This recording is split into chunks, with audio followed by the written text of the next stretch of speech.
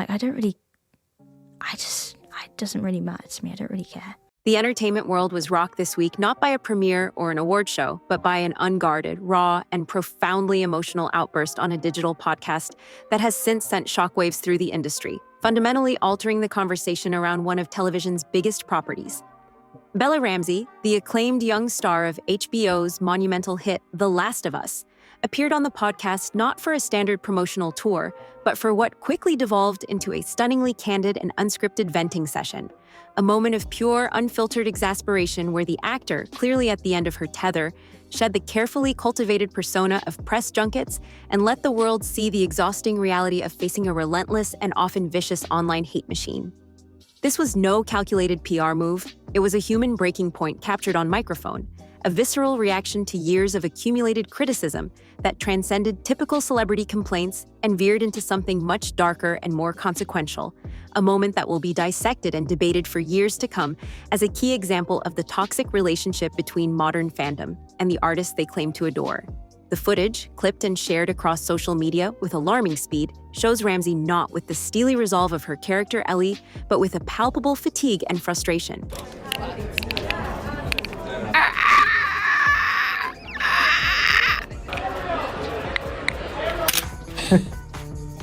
I'm sorry. That was acting. That's what that was. Her voice cracking with a mixture of anger and despair as she addressed the ceaseless commentary on her appearance, her performance, and her very right to inhabit a role that has otherwise brought her widespread critical acclaim and a dedicated fan base, marking a definitive before and after moment in the career of a young star and the future of the franchise itself. In the immediate aftermath of the podcast clip going viral, the digital landscape surrounding The Last of Us fractured into a heated, all-out war of opinions, think pieces, and toxic discourse, perfectly illustrating the very problem Ramsey was lamenting. Social media platforms became battlegrounds, with hashtags both supporting and condemning the actor trending simultaneously, as the fandom split into distinct and opposing camps. One side championing Ramsey's bravery and right to speak out against the unending harassment, praising her authenticity and standing in solidarity with her exhaustion, while the other side seized upon her emotional state as further proof of her alleged unprofessionalism and unsuitability for the role, using her raw vulnerability as a weapon to validate their long-held criticisms.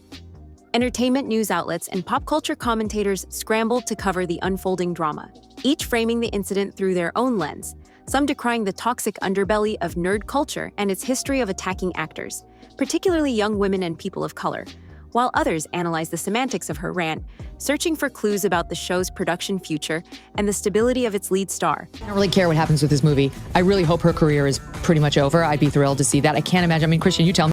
This division wasn't contained to obscure forums.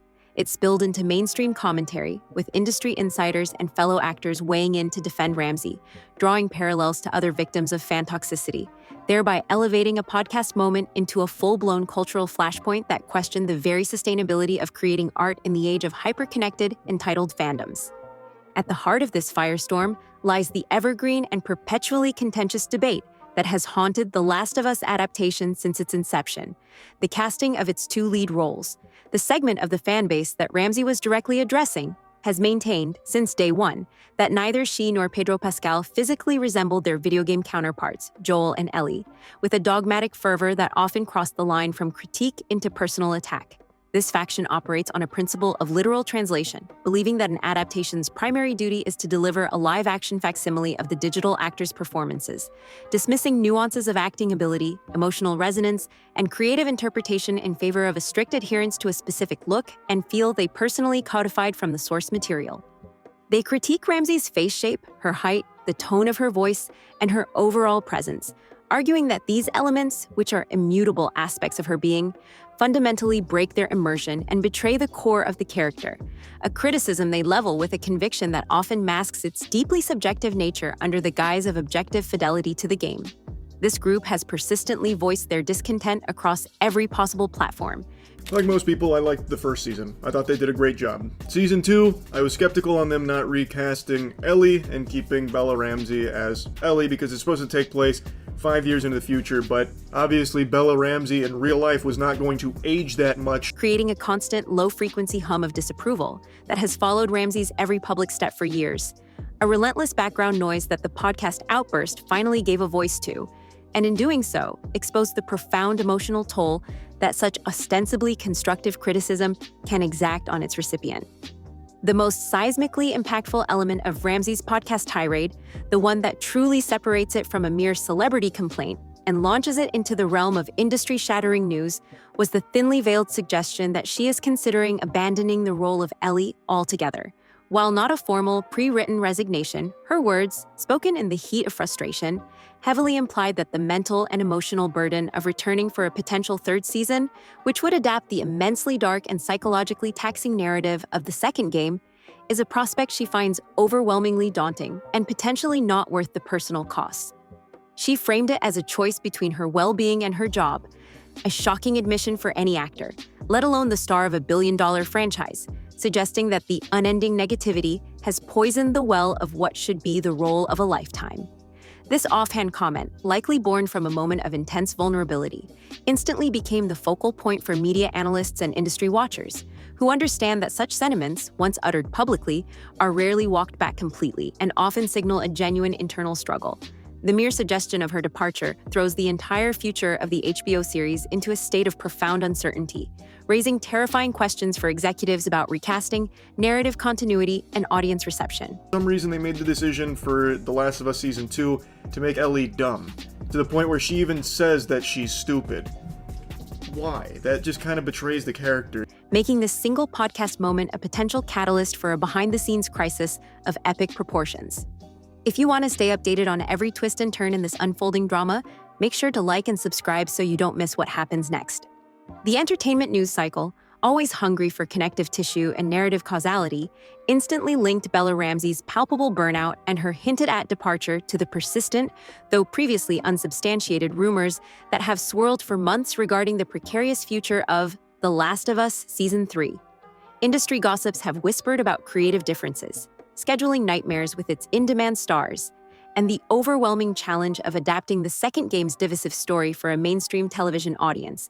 But Ramsey's outburst provides a tangible, human reason for those rumors to gain credibility.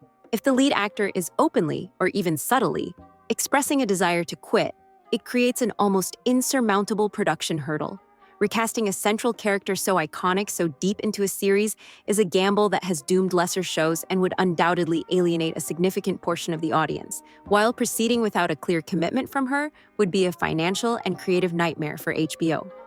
This direct line from an actor's mental state to the potential cancellation of a flagship show is a stark reminder of the human element behind corporate entertainment products, and it forces analysts to consider a previously unthinkable scenario: that the toxic fraction of a fan base, through its relentless campaign against a young actor, might have actually succeeded in jeopardizing the very thing they claim to love so much, making this story one of shocking self-sabotage on a mass scale. Have you changed up your impression at all, or is it pretty much the same? Well, the noise is the same. I've not got any more noises in my back pocket. The new infected are pretty terrifying. They're so smart, and they haven't really got a noise. That's the whole point of them. They're silent and terrifying. Ooh, give us a little silent and terrifying. This incident with Bella Ramsey cannot be viewed in isolation. It is merely the latest and one of the most public chapters in a long and depressing history of fandoms, turning their immense passion into a weapon aimed directly at the artists who create the content they consume.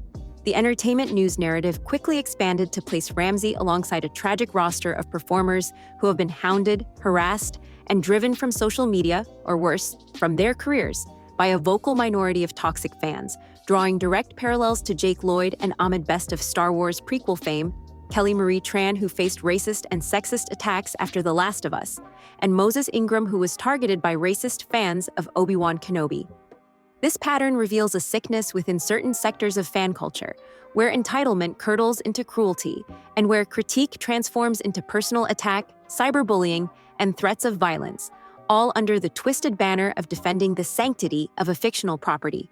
Ramsey's rant is thus framed not as an isolated meltdown, but as a symptomatic eruption of a much larger disease, a desperate cry against a system that allows, and often amplifies, this behavior, forcing a necessary but uncomfortable conversation about the responsibilities of platforms, studios, and the silent majority of fans in policing their own communities and protecting the well-being of the talent they claim to support. The most perplexing and tragic layer to this entire saga, one that every entertainment report has been quick to highlight, is the profound irony that Bella Ramsey's performance as Ellie was almost universally praised by critics and embraced by a vast majority of the audience, and is considered by many to be one of the most faithful and emotionally resonant video game adaptations ever put to screen. She captured the character's unique blend of hardened survivalism and vulnerable innocence. Her witty defiance. I'm gonna be a dad. Yeah. And her deep-seated trauma with a nuance and power that silenced many initial skeptics and won her a BAFTA nomination and an Emmy nod. The very people attacking her are, in effect, attacking the person who successfully translated their beloved character from one medium to another with stunning accuracy, just not in the superficial cosmetic way they demanded. This creates a maddening cognitive dissonance where the performance is celebrated, but the performer is rejected, suggesting that the criticism was never truly about the quality of the work, but about an inability on the part of some fans to separate the actor from their own rigid, preconceived fantasy of the character, a no-win scenario for any artist tasked with bringing a cherished icon to life.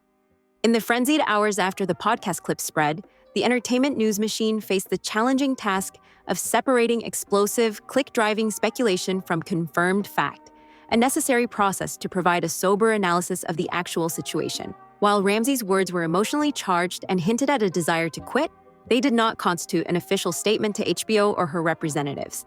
It was a personal expression of frustration, not a professional resignation. Likewise, the connection to Season 3's potential cancellation remains, for now, in the realm of informed speculation based on the logical consequences of an unhappy lead actor, rather than on any official word from the network or producers. Responsible reporting has had to walk a fine line, acknowledging the seismic potential of the incident while cautioning that corporate wheels turn slowly and that public relations teams are undoubtedly working overtime to manage the fallout, potentially leading to a carefully crafted statement that walks back the most damaging implications and attempts to stabilize the narrative. Stop being mean to Bella Ramsey in The Last of Us 2. That's what the journalists are saying. But what the internet is saying, no, we want more memes about her. And unfortunately, the internet gets what it wants. This reality check is crucial, as it prevents the story from spiraling completely into unfettered rumor, but also acknowledges that in Hollywood, perception often becomes reality. And the perception now is that one of TV's brightest young stars is deeply unhappy, and one of its biggest shows is on shakier ground than anyone previously believed. Beyond the immediate implications for the show, entertainment analysts are now forced to consider the long-term impact of this incident on Bella Ramsey's career trajectory and public persona. Historically, such public displays of emotion, particularly from young women, are often unfairly framed as diva behavior or unprofessionalism by a cynical industry, and there is a risk that this moment could be used by detractors to paint her as difficult or ungrateful. However, the overwhelming narrative, shaped by the context of the attacks she has endured, seems to be forging a different path, one of a resilient and principled artist setting a boundary against unacceptable abuse. This could very well cement her reputation not as a problem, but as a symbol of resistance against fan toxicity, potentially elevating her stature among peers and forward-thinking creators who value mental health and professional respect. Her career could pivot from being the girl who played Ellie to the actor who stood up to the mob, a powerful and marketable identity that could open doors to more nuanced, author-driven projects where such strength is valued. This incident, therefore, is not just an end but also a potential beginning, a fiery baptism that could redefine her place in the industry for years to come. Ultimately, the Bella Ramsey podcast incident is being framed across entertainment media as a stark, unavoidable cautionary tale for every stakeholder in the world of blockbuster filmmaking. For studios and networks, it's a warning about the very real human cost of acquiring valuable IP with pre-existing, passionate, and sometimes toxic fan bases, and a call to implement better support systems, mental health resources, and robust security protocols for their stars who are increasingly on the front lines of digital warfare. For actors, it's a terrifying object lesson in the dark side of fame, a reminder that landing the role of a lifetime can also mean signing up for a lifetime of scrutiny and abuse from a faceless crowd. And for fans, the silent majority who simply love the art, it is an urgent plea to actively counteract the toxicity in their midst, to call out harassment, and to support artists, because the alternative is a landscape where talented people are driven away, great stories are left untold, and the things we love are destroyed by the very people who claim to love them the most. The story of Bella Ramsey's rant is far more than gossip. It is a referendum on the future of fandom itself.